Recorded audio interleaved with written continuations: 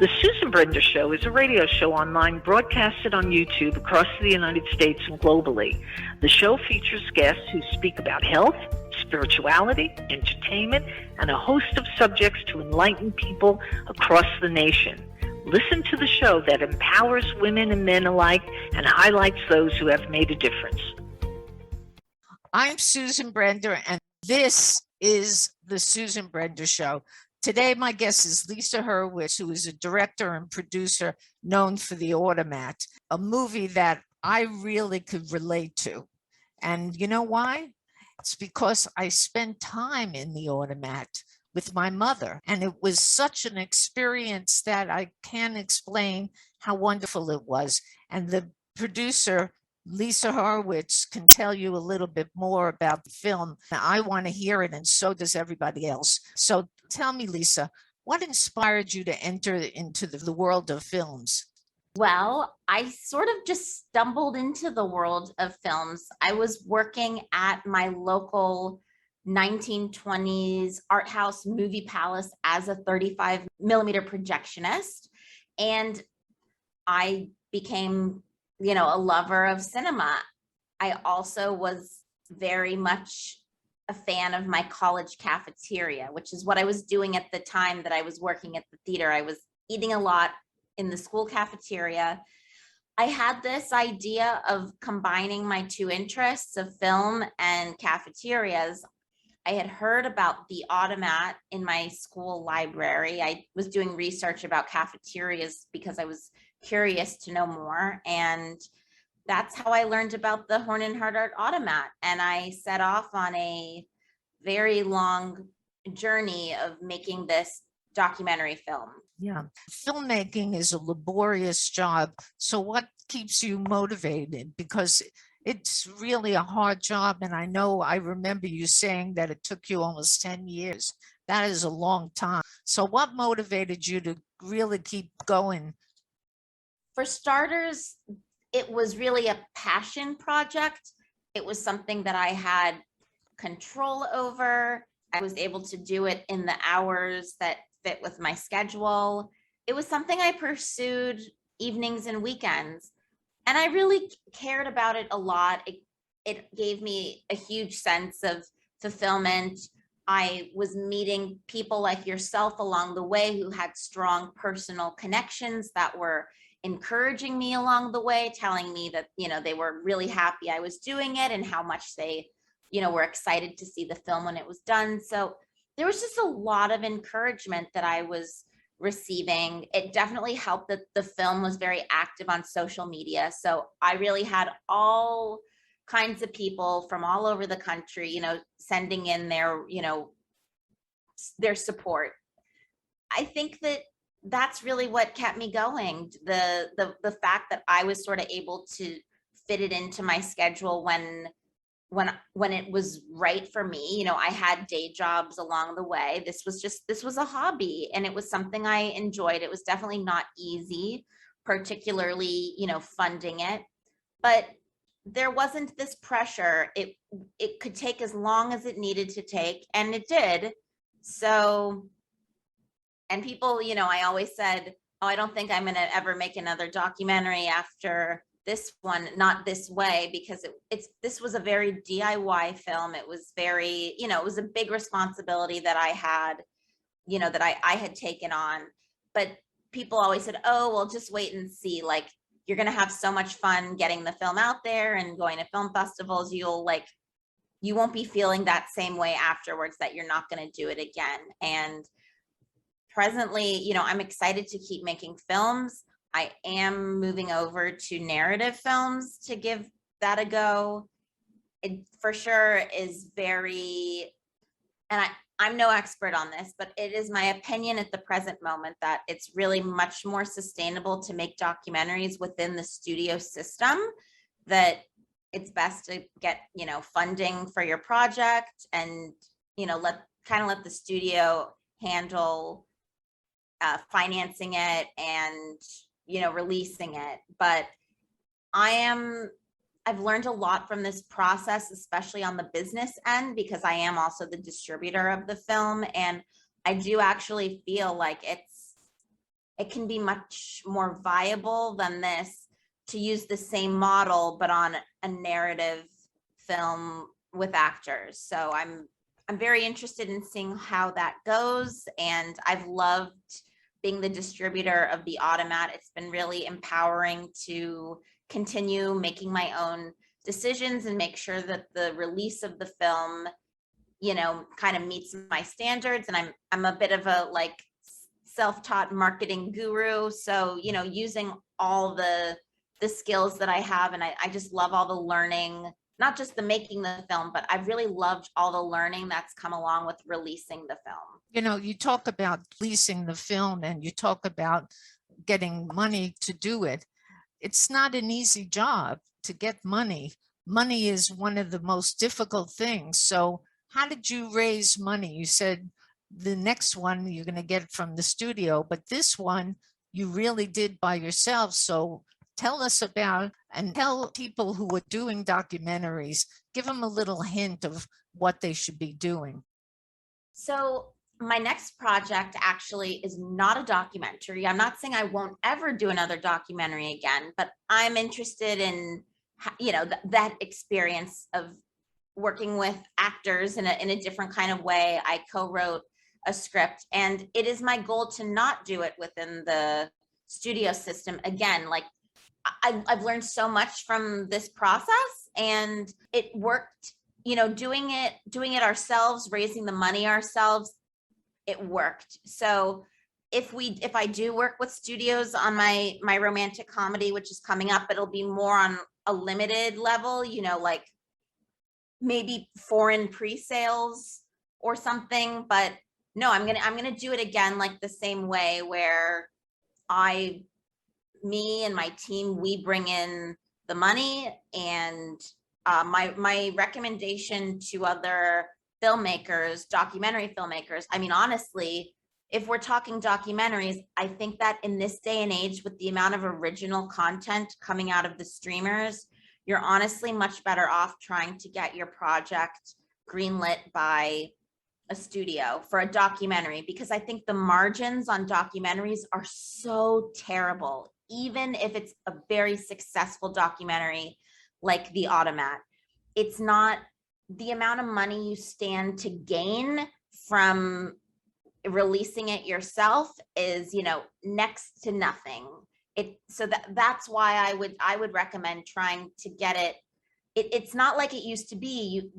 The studios used to be buying up films much more when they're finished, and documentaries much more. Now they're doing it much less.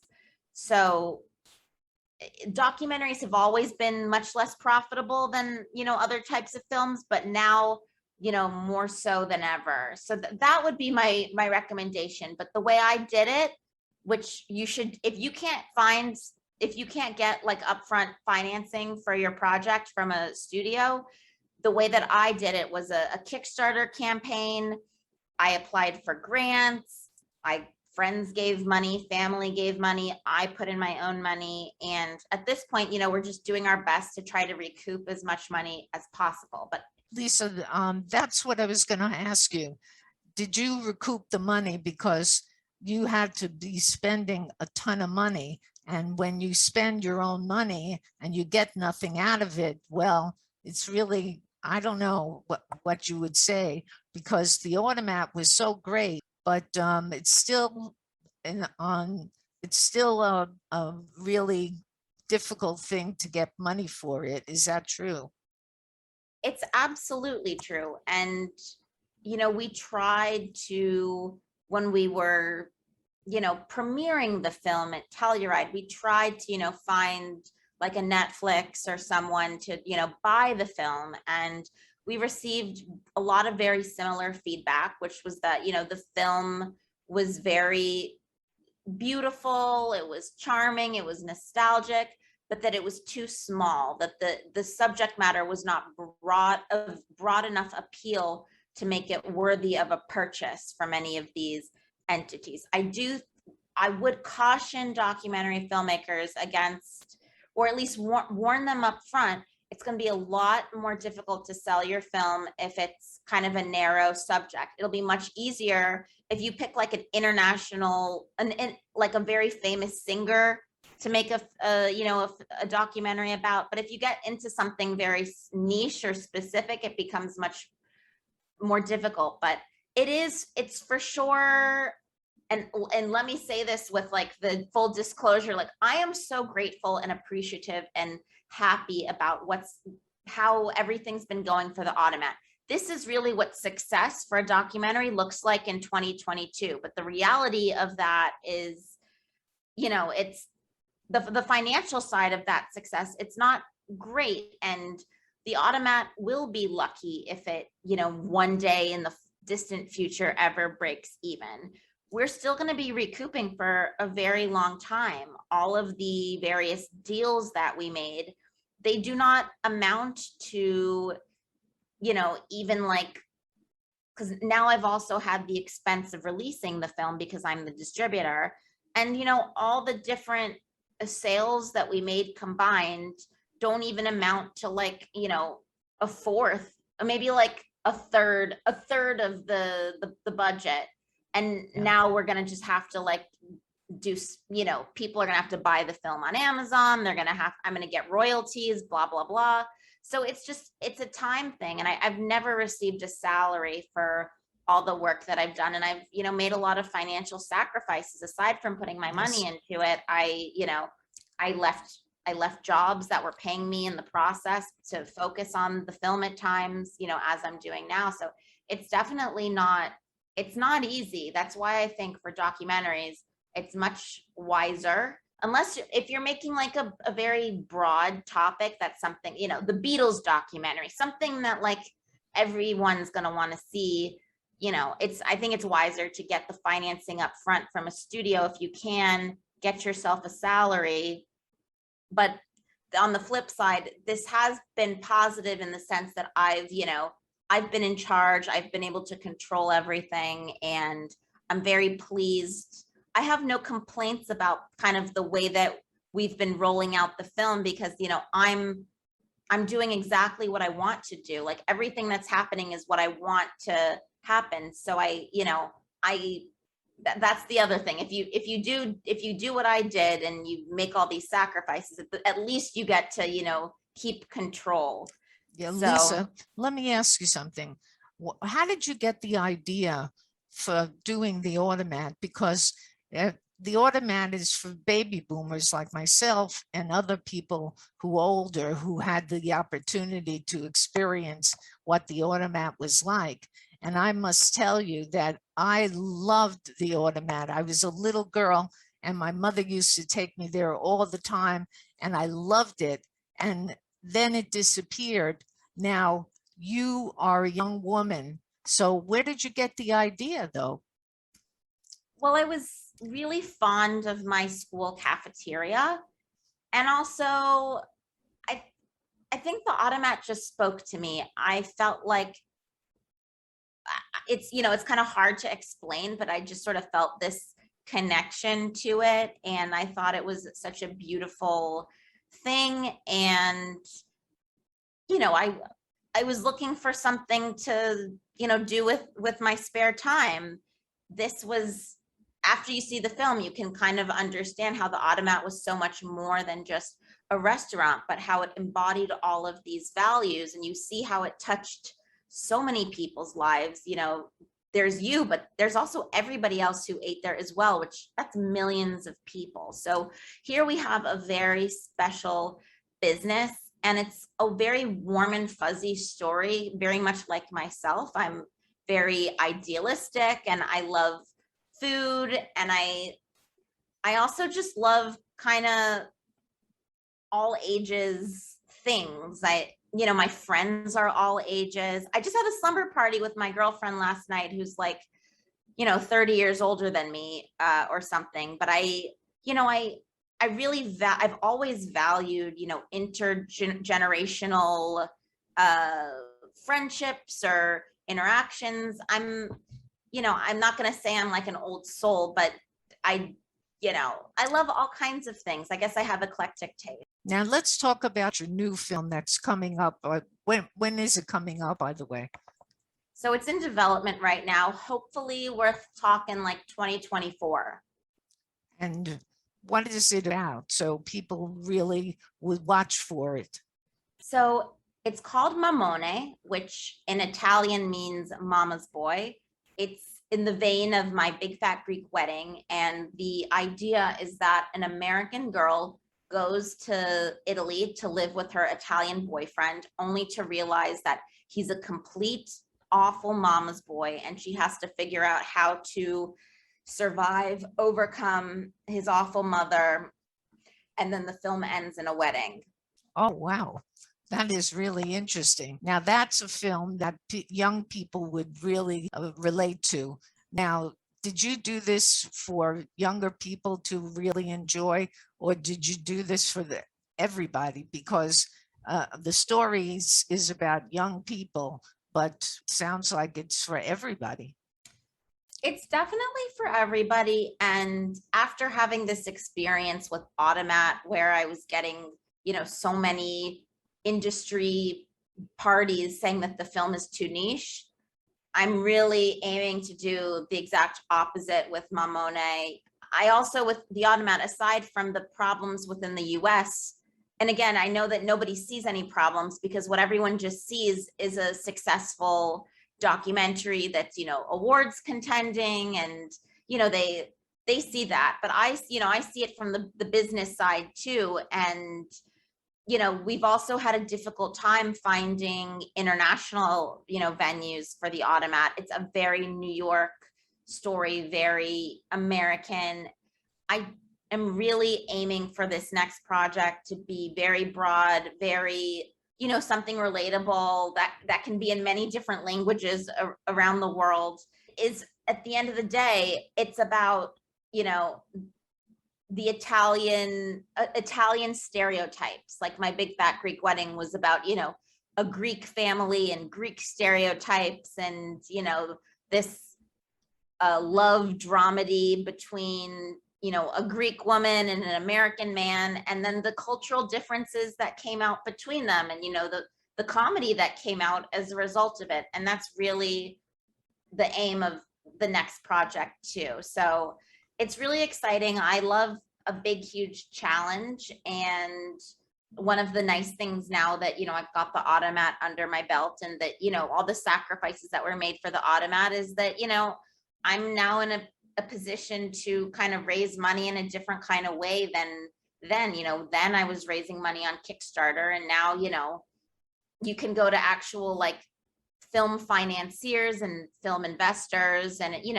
it's sort of a different story now. So, I don't know. I can't predict, for sure how making the Automat's gonna, if it'll launch, my career, make it easier to make films in the future. But it's kind of looking like that's the case, and, fingers crossed. Yes. Well, you don't have to have fingers crossed. I'll tell you why. Because the Automat was absolutely fabulous. And when I met you, actually, the day that you were there in the theater, everybody stood up and clapped and said, wow, this was great. And I did too, because again, it's a memory. It's something you could relate to. It's something that you feel so great about. But let's go back to the new thing. How do you choose your Starcast? Because that is really an important thing for a movie. So this is, I'd say, a lot of instincts here. I definitely have my wish list of, who I have in mind for the different roles. And it's very important to get that lead actor on it. You need to get those celebrities attached to the film to get the money, especially if you do it the way I did with Automat. You don't necessarily need to do that. But when we're talking about a much bigger budget film, you need to get stars attached. So really it's been a lot of kind of soul searching, trying to like imagine who's right for what role. And then, you've got to you have to get to that actor and to their team. And, fortunately I have a lot of experience now between my actual day jobs booking celebrities for different performances or speaking opportunities, or to be there to promote their book, whatever it is. I've gotten experience, and now and with the Automat too, I've gotten experience with being able to reach out to celebrities and get them to want to do something. And in the end, I really believe in the script. I'm still a very long way from we're still in development. It's early stages, but hopefully in a few years you'll have me back, and then I'll let you know how everything ended up unfolding. Not kidding, Lisa. I would love to have you back because you're doing so many things that people really enjoy. I mean, we enjoy it too. Autumn, there's one other question that I would like to ask you.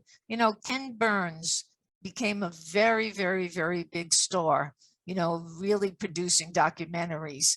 Now, did you ever talk to people like that so that they gave you advice that you can really be successful? I love your questions.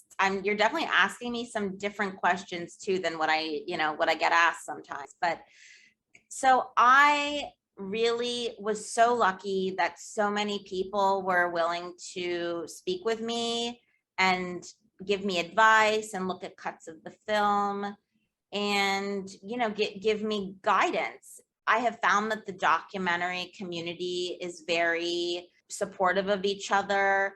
One particular filmmaker who started getting behind me early on, before she was even so famous as she is now, is Julie Cohen, who directed RBG, and she directed the Julia Child documentary that's out now. She just directed the Gabby Giffords documentary that's out now. I had seen her documentary about Russ and Daughters, the New York City, fish market and restaurant. And I reached out to her at that point. And there's just other filmmakers who've been supportive along the way. Peter Miller, I had seen his documentary, AKA Doc Pomus, about a prolific Jewish songwriter with polio who wrote some of Elvis's biggest hits, among many other songs. He wrote Save the Last Dance for me. So I've been very lucky with people. I'm trying to think if there's any trying to think of the biggest pieces of advice that really stuck with me. One thing Julie Cohen, the director of RBG, that she said to me, RBG, I think, was released by Magnolia. And, she was like, you've got to be really careful, Lisa, because you could sell your film to somebody with a big name like Magnolia, but it doesn't mean that you're going to get the same kind of treatment that RBG did. You could be among many films that they're handling at the same time, and you just won't get the attention. You have to be really careful. And, and then I went on to witness that this year. There were other film documentaries that premiered alongside me at the Telluride Film Festival, and I saw them get picked up by Greenwich and Magnolia, and I saw them have very different releases than the Automat did. And of course, the Automat really got it was handled with gloves, because it was, it was my film and I released it, and I, released it with gloves. And I was just, I was so thoughtful and hardworking and everything about the release. But, it's kind of hard to pick out, but there have been so many of these kinds of moments where I've received advice from other filmmakers. But also sometimes I just, at the end, you kind of have to go with your gut. Mm-hmm. Sometimes people have given me bad advice, and I did, and then I didn't listen to them. I love my my distribution advisor and my sales agent, Gary Rubin. We're going to be working together for the years to come. But when my film didn't get into, or when the shutdown happened, because the Automat was supposed to premiere and then everything shut down. Yeah. And he told me not to sit on the film. He's like, we got to get it released. It's going to be an old film. It's going to be impossible. And I said, I want to sit on it. And I mean, it was not an easy decision to sit on it because I was afraid that he was right. And other people were telling me too, like, you got to release the film. Like, people are waiting for it. It's going to lose its value. And in the end, it did not lose its value. And we played in so many theaters for so many months, and we sold so many tickets. We've got such great word of mouth, and we got so lucky with the timing because things opened up after we premiered.